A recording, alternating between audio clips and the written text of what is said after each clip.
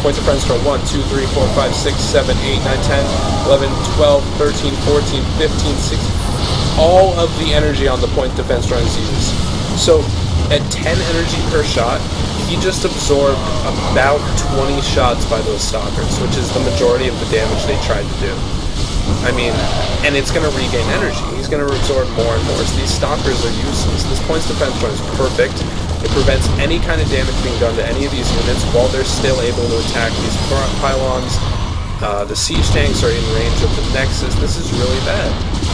I mean, and anytime the Raven or the Banshee start getting attacked, they can just pull back here. I mean, he did lose the Raven, but this Banshee, and you know, there should be some, yep, more Banshees coming. So they're going to be able to just hide behind this point defense drone and not take any damage. You can see the time bar on this is ridiculous. It's, you know, a full 3 minutes. So we do see this Nexus, it is going to go down. The supplies are drastically in Major's favor, and you know, if this was a game 1, EGAxslav might have GG'd already, but this is game 2 in a series in a tournament. Major's already up, you know, a significant game here, and this looks to be GG. I mean, this Nexus is going to fall. There's no mining at this third base. This probe can't really do anything over here. He doesn't have the money to invest. And these stalkers are just going to get torn up by the Banshee support.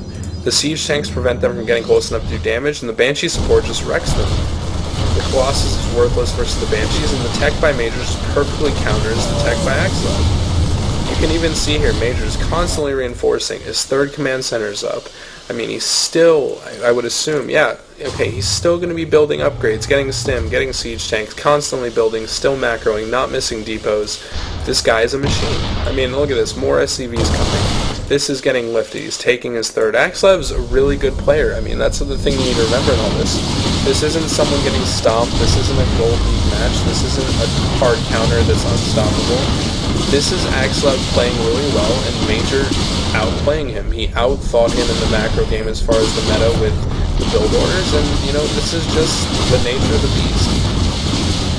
If you look at sort of the map and what you would expect from this game, right off the bat, as soon as I saw this game the first time, every time I'm going to see a TvP on Shattered Temple, I'm going to say, alright, Protoss is going fast Colossus, they're going to hold this choke, and there's the TvP. So, I mean, you're thinking, okay, Protoss is going fast Colossus, they're going to hold this choke, they're going to stop any kind of push, ramp, force field, kill everything. I mean, you're going to make them use a scan, you just play the back and forth game. It's a really sick way to play this map. Major said no. Major said, you know what, EGAxslav, you're a standard player, this map favors that build, you know what I'm going to do? I'm going to do a hard counter. I've prepared this build, I've prepared, you know, denying the scouting. From the beginning of the game, from the first minute this build is designed, he blocks the scouting, he denies the probe. The observer is going to be delayed because he sees the Nexus. This gives him time to get out the factory, the siege tanks. By the time those are out, then no more scouting's ever going to happen. By the time that scouting does see the Banshee, it's already leaving, and you know, you saw the observer leaves right as the Banshee gets in EGAxslav's base. This is a perfectly timed build. The Banshee gets in, it sees the robo, it scouts, it sees the robo bay. It knows perfectly, okay, EGAxslav is going what I thought he was going. He's going for that fast, you know, Colossus. He's going for that cliff play. I have to make this push work. Sends in a ridiculous amount of siege tanks. I think he had 4 to 5 at the beginning. Sent 4 SCVs to build bunkers and absorb some damage. Sent like 20 Marines. And the Raven. The Raven's the key figure in this game. Drops the point defense drone. Everything still ranges the Nexus, but none of the stalkers can do anything. I mean, this counter to this standard play is perfect. And a parallel that I want to draw is sort of looking at, you know, playing the player. If you want to talk about a game that's an example of that, you can look at WCG USA and Brood War, Machine versus LZ Gamer. Both LG or EG players, both you know, very accomplished players in their own right.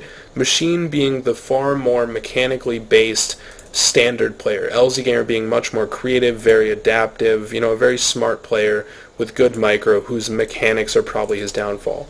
LZ Gamer went 1-1 with Machine, playing Protoss versus Zerg. In the third map, Machine picked, because he was the loser of the second game, Machine picked a 4-player map. LZ Gamer switched to Zerg and enacted a third, you know, game in the best of 3 as a ZVZ. What he then decided to do was to go 12 hatch. In ZVZ Brood War, 12 hatch is suicidal on a 2-player map because Any Zerg build that's a 9 pool, 10 pool, anything like that just destroys you. You lose instantly. However, on a 4-player map, it's like flipping a coin. I mean, Machine even made a joke video. A lot of people that have read Team Liquid will know from the Nerd House. Machine made a video where he was like, oh, I'm preparing for my matches, and it was just him flipping coins.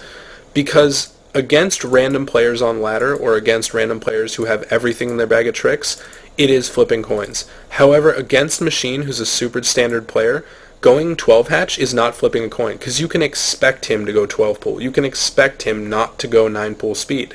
So when this happens, it's almost like Machine, and even Machine was upset after the game, and he said, you cheesed me, and LZ Gamer said, no, I'm playing Machine, it's not cheese versus you.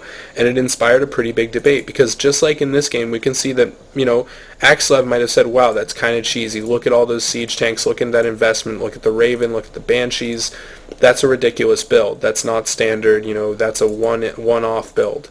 But it's shattered Temple. It's EGAxslav versus sixjax.MajOr, both standard players. When one person takes the build order deviation that far and pulls that advantage, they're gonna win the game. So I think if you want to look at metagame and mind games and how you want to look at the game and the interaction with what builds people choose to use, this is a great example of that. So I hope you guys enjoyed this, and look forward to doing future casts. Thanks.